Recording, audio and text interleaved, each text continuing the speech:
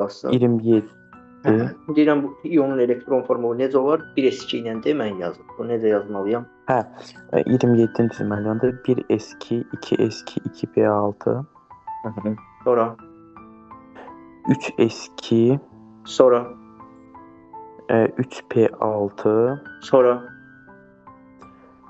4s, amma oradan 2 elektron qopduğuna görə 4s 0 olmalıdır. İstəyirsən birinci 3d-ni yazaq. Sonra 3d-ni doldurmayaq, hələlik 3d kimi saxlayaq. 4s. Aha, davam elə. 4s-də 2 elektron olmalıdır, amma ikisi qopduğuna görə 4s 0 olar. Aha. Neçə elədi üstlər? 3d, Aha.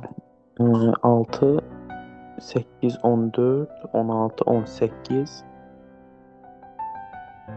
11 qaldı. Olmaz. Darıxmayın. Necə olacaq Tamervan'da? 3d 9 olar. Hə, indi düz. Uşaqlar sizə bir şey deyim. 4s1 olmaz. 4s1 oldu. Yenə sənin 3s9 olur. Sizə bir şey deyim uşaqlar, diqqətlə qulaq asın. Burada uşaqlar səhvi budur ki, yəni belə baxanda buna 27 deyir.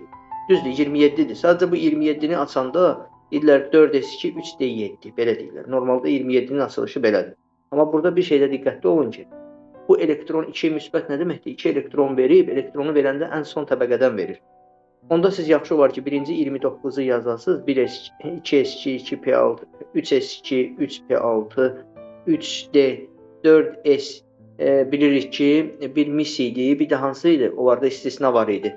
4s2 yox, 24-də. Onlarda elektron uçurma hadisəsi var idi. 4s1 olurdu. Bu da 3d10. Normalda bunun vəziyyəti belədir.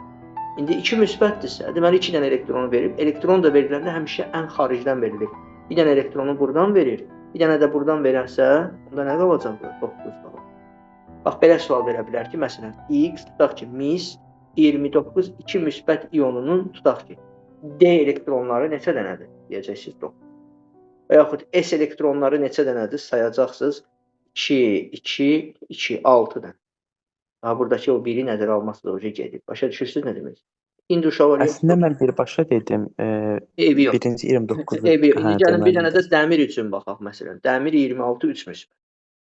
Dəmirin elektron formulunu yazırıq. 1s2, 2s2, 2p6, 3s2, 3p6, 3d, 4s, dəmirdə istisna yox idi. 2, 3d6.